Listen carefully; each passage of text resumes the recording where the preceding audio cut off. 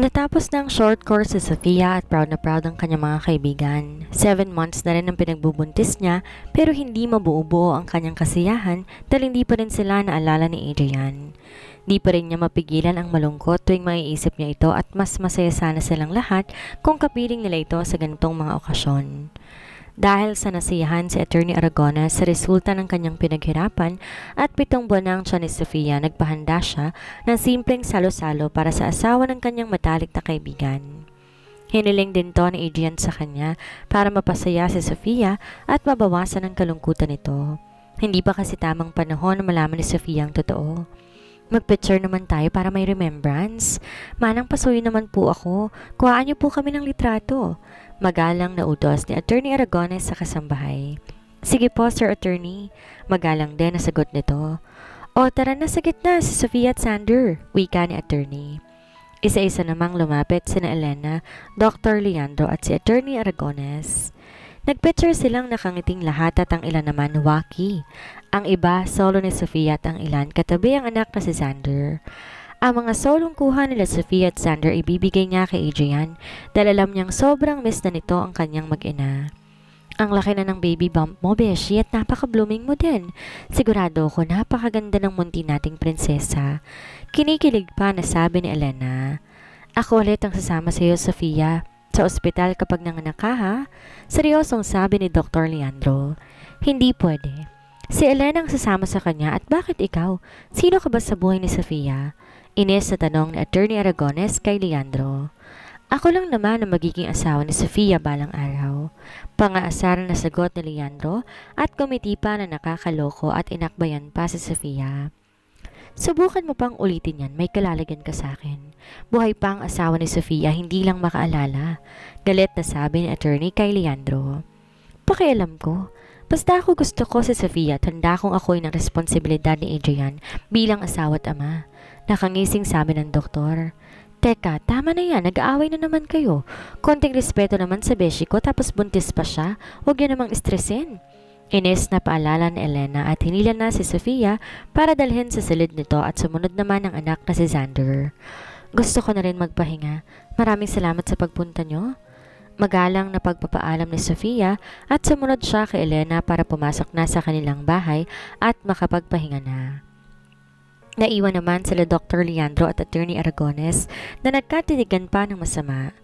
Nauna nang umalis ang abogado at pumunta sa mansyon nila Adrian para ipakita ang mga larawan ng pamilya nito na nakuhaan niya kanina. Pero parang di magandang mood mo ngayon, nagtatakang tanong ni Adrian sa kanyang best friend. Paano di ako mapipikon at masisira ang mood? Kainis na doktor yon. Harapan ng pinapakita ang pagka-interes kay Sofia sa asawa mo, pare. Ines na sagot ni Attorney. Nakakasira nga yan ng araw. Ang kapal talaga ng mukha ng doktor na yan. Humanda talaga siya pag naayos ko ng lahat ng problema namin ni Sofia. Irritable din na sagot ni Adrian. Ito nga pala mga pictures nila at dapat kang ma-proud sa asawa mo dahil nakaya niya kahit mahirap ang sitwasyon niya. Nakangiting sabi ni Attorney Aragones at iniaabot ang mga pictures nila ni Sofia at anak niyang si Xander. Alam ko naman, kakayanin niya. Ang di ko lang akalain ganito pa rin siya kaganda kahit 7 buwan na siyang buntis. Napapangiting saad ni Adrian sa kanyang asawa na namimiss na niya ng sobra. Kaya nga, nahihibang yung doktor na yun sa asawa mo at papalitan ka pa daw sa pagiging asawa at ama nila. Napapailing na lamang nasabi ni Attorney. Kung kaya niya, hindi niya ako basta mapapalitan sa puso ni Sofia. Kilala ko ang asawa ko. Tapat siyang magmahal at ako lang nagmamay-ari ng kanyang puso. Kampanteng sabi ni Adrian. Sana lang hindi mapagod ang asawa mo na maghintay pa sa'yo. Napapailing na sabi ni Elmer. Bago pa mangyari yun, babalik na ako. Nga pala, naimbestigahan ko na ang finance department at may mga anomalyang nangyayari. Napakalaki ng mga budget na nilalabas para sa maintenance ng ating mga malls. Napakamot ng ulo na sabi ni Adrian sa kanyang abogado. Sinasabi ko na nga eh. Kaya kailangan may pakilala na natin si Sofia bilang bagong isa sa mga pinakamantas na stockholder na inyong kumpanya at papalitan natin ng bagong empleyado ang mga nasa finance department. Oo, tama ka nga. Hawak ito sa ngayon ni Cassandra at ng ama nitong Mandaraya. Ang daddy ko naman masyadong tiwala sa mag-amang yon. Ines na sabi ni Adrian at napakuyom na lamang ang kanyang mga kamao. Ewan ko nga sa'yo kung paano mo natatagalan niyang si Cassandra na napakasama na ugali at sinungaling. Alam mo ba siyang dahilan ng pagkakaaksidente mo, ha? Seryosong sabi ni attorney. Hindi pa. Bakit? May lead na ba mga investigador? Nagtatakang tanong ni Adrian at nalingkit pa ang kanyang mga mata. Oo, tumawag sila sa akin kanina, kumanta ang tauhan niya. Matagal na niyang alam na tinago mong mag-ina mo doon sa transient house mo. Paliwanag ng abogado. Ipagpapatuloy ko pa rin ang palabas na aking nasimulan. Tingnan ko lang kung matagalan ba niya ako kapag sinabi ng aking doktor na hindi na ako kailanman makakalakad pa. Ngising saan ni Adrian. Ngayon ang araw na ipapakilala si Sofia Monteverde bilang pinakamalaking stockholders ng kumpanya ni Adrian. Kaya maaga siyang gumising at mag-asikaso. Ginising na din niya si Sander para maidaan niya ito sa school nito. Pagkatapos asikasuhin ni Sofia ang mga gamit ni Sander, nag-asikaso naman siya ng mga gamit niya. Malayo pa ang kanyang biyahe, magsistay din muna siya sa isang hotel na malapit sa kumpanya ni Adrian dahil mahirapan na siyang magbiyahe pa uwi. Dumating na rin si Elena para ito ang magbantay muna kay Xander. Morning, Beshi. Mukhang excited kasi yung first day sa kumpanya nila Adrian. Nakangiting bati ni Elena sa kanya. Siyempre naman, Bes, ang tagal ko tong pinaghandaan. Determinadong sabi ni Sofia at ngumiti pa ng matamis kay Elena. Kahit ako, excited na din. Go lang, Beshi, kaya mo yan para sa pamilya mo. Pag-cheer up pa ni Elena kay Sofia at ngumiti rin dito. Ikaw na munang bahala kay Xander, ha? Mga 3 days muna ako doon bago umuwi. Mahirapan kasi ako magbiyahe. Paglalambing na sabi ni Sofia at niyakap si Elena. Oo naman, ako nang bahala kay Xander. Basta mag-iingat ka doon, lalo na sa baby summer. Huwag kang masyadong ma-stress, lalo na kapag nakaharap mo si Cassandra. Pag-aaral lang saan ni Elena. Oo naman, syempre mag-iingat ako dahil may mga anak pa ako naghihintay sa akin. At hindi ko na iisipin, bahala na si Adrian. Hi girls, good morning. Magalang na bati ni Attorney Aragones. Good morning din po, Attorney Aragones. Sabay na pagbati nila Elena at Sofia. Ready ka na ba, Sofia? Nakangiting tanong ni Attorney kay Sofia. Opo, Attorney. Handang-handa na po. Ang tagal ko tong pinaghandaan. Nakangiting sagot ni Sofia. Mabuti naman. Idaan muna natin sila Elena at Xander sa school saka tayo bumiyahe papuntang Manila. Suhestyon na sabi ni Attorney Aragones. Bye po, Mama. Mag-ingat po kayo at si Baby Summer. I love you po. Malambing na paalam ni Xander sa kanyang ina. Salamat, anak. Magpaabait ka rito kay Mommy Ninang mo, ha? Uuwi din agad si Mama. Wika ni Sofia at ginulo pa ang buhok ng anak. Tito Elmer, ingatan niyo po si Mama, lalo na po si Baby Summer. Saad ni Xander at yumakap na mahigpit sa kanyang ina. Hinalikan niya din ang tiyan nito. Oo, Kuya Xander. Akong bahala sa mommy mo at sa little sister mo. Ingatan mo din dito ang ninang Elena mo, ha? Aalis na kami. Habilin ni Attorney Aragones at ginulo din ang buhok ng bata. Opo, ako pong bahalang magbantay kay Mommy Ninang. Masayang sigaw ni Xander. Aalis na muna kami ni Elena. Mag-iingat kayo dito. Malambing na saad ni Attorney kay Elena at tinagkan pa ang pisngi ng dalaga. Napahaplos naman si Elena sa kanyang pisngi na hinagka ni Attorney Aragones at napatulala na lamang ng umandar na palayo ang kotse na lula nila Sofia at Attorney Aragones. Napatawa naman si Sofia na makalayo ng kanilang sasakyan kina Elena at Xander. Namumula kasi ang pisngi ni Attorney. Bakit ka naman dyan natatawa, Sofia? Namumula pa rin saad ni Attorney. Wala naman po, Attorney. Ang cute niyo po ni Elena. Kinikilig na sagot ni Sofia. Napailing na lamang si Attorney at di na nagkomento pa. Mahigit 5 oras din ang oras ng kanilang biyahe bago sila nakarating sa building ng mga Monteverde. Nag-ayos na muna si Sofia at nag-makeup ng kaunti. Kinakabahan man siya pero kailangan niyang lakasan ang kanyang loob, lalo na kapag nakita niya ang kanyang asawa. Hindi man siya nito makilala o maalala, at least mapahanga man lang niya ito. Agad na rin siyang nagmadaling gumayak dahil tinawag na siya ni Attorney para ipakilala na siya sa meeting. Kinakabahan siya dahil makikita niyang muli ang kanyang asawa na si Adrian. Pero sigurado siya, maiinis na naman siya kay Cassandra. Let's go! Are you ready, Sofia? Seryosong tanong ni Attorney Aragones. At gumiti kay Sofia para kahit papano kumalma din siya. dahil bakas din sa mga mata nito na kinakabahan siya. Oo, attorney, ready na po ako.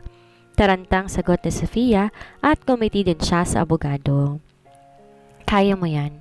Isipin mong anak mo at si Adrian. Sambit ni Attorney Aragones at nauna nang naglakad papunta sa conference room. Nauna din tong pumasok sa loob. Good morning everyone. Nandito na po si Mrs. Sofia Monteverde, the legal wife of Mr. Adrian Monteverde. Pero sa sitwasyon ni Sir Adrian, hindi niya po maalala ang kanyang asawa at anak.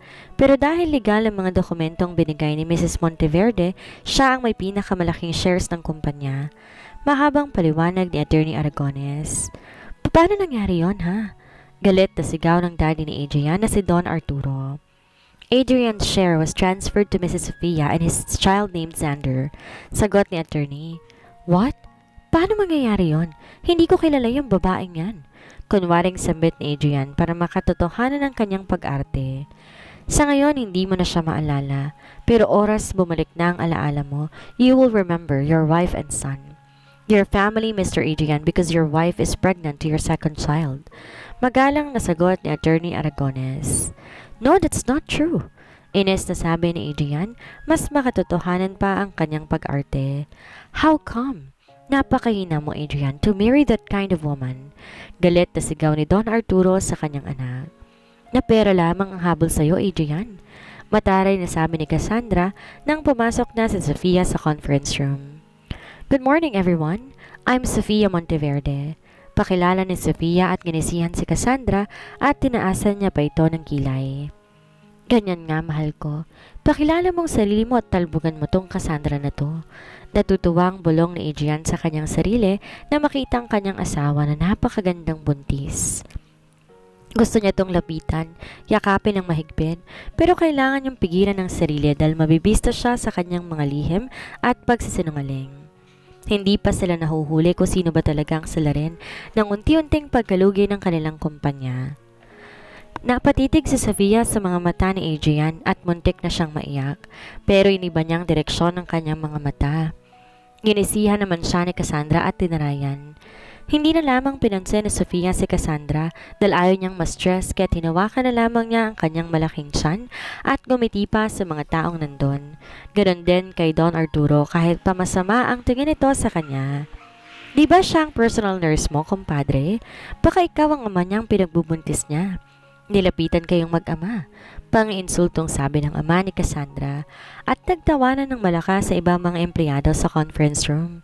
Excuse me sir, below the belt ka na. Seryosong sabi ni Attorney Aragones.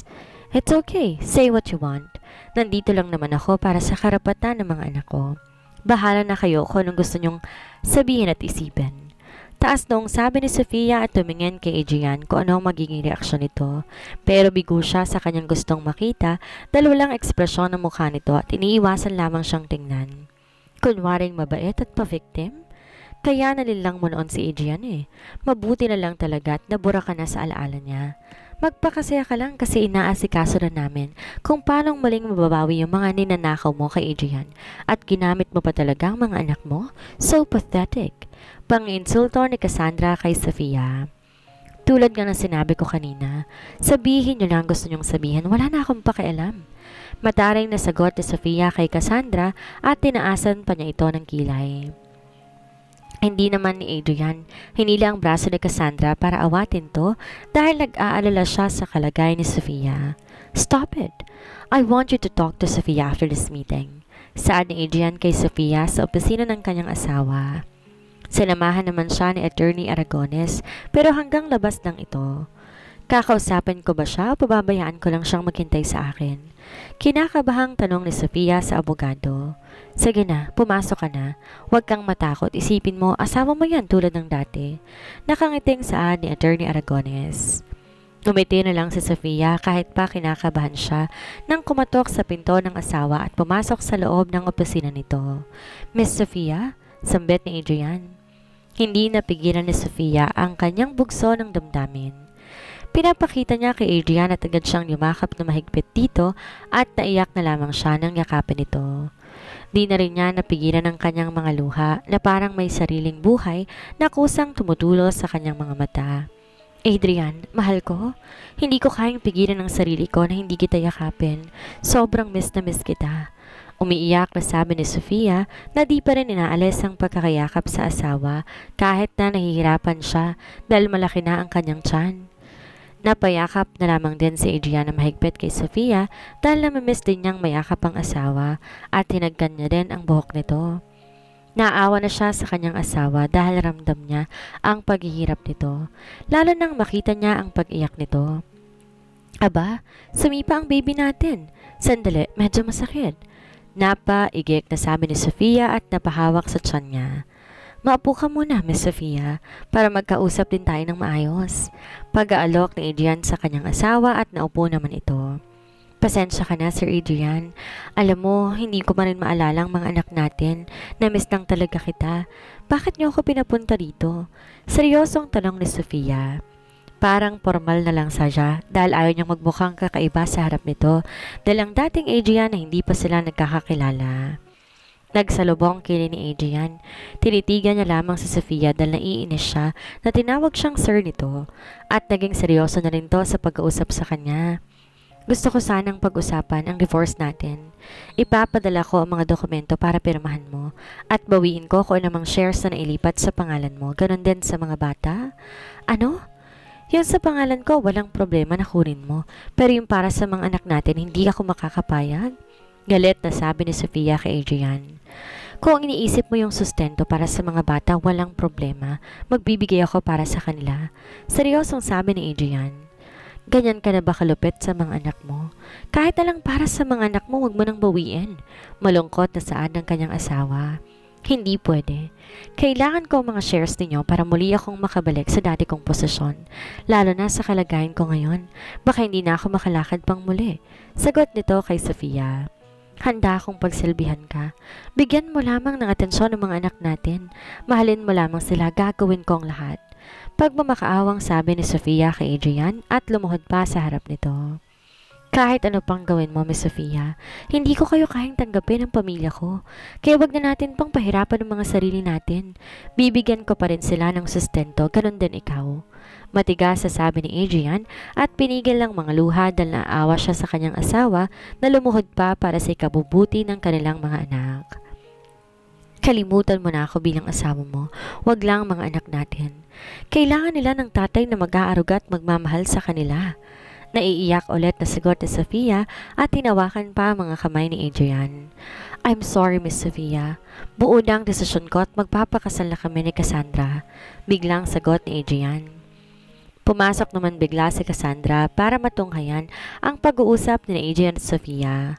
Sumunod naman sa kanya si Attorney Aragones. Naawa naman si Attorney Aragones sa kalagayan ni Sofia kaya agad nila tong nilapitan para itayo sa pagkakalunod nito sa harap ni Adrian. Miss Sofia, tumayo kayo dyan. Baka mapanong baby ninyo. Nag-aalalang sabi nito. Gagawin talagang lahat, makapangloko lang. Maawa ka naman sa mga anak mong, sinasali mo pa talaga. Pangiinsulto pa ni Cassandra at lumapit na rin kay Adrian para hagkan ito sa labi. Pinaglalaban ko ang kapakanan ng mga anak ko, kahit sa'yo na si Adrian. Matapang na sagot ni Sofia at sinamaan ng tingin si Cassandra. Nagpapatawa ka ba, ha? Bakit nakakasigurado ba si Adrian na sa kanya yung pinagbubuntis mo? Di ba palagi nga kayo magkasama ni Dr. Leandro? Ani Cassandra at ginisihan lamang si Sofia. Wala akong pakialam sa mga sinasabi mo. Hindi ako pipirma sa divorce paper natin kung di mo ibibigay ang dapat para sa mga anak ko. Mataray na sabi ni Sofia at lumabas na sa opisina ni Adrian. Agad siyang sinundan ni Attorney Aragones para alalayan at pakalmahin. Miss Sofia, sandali lang. Paghabol ni Attorney Aragones.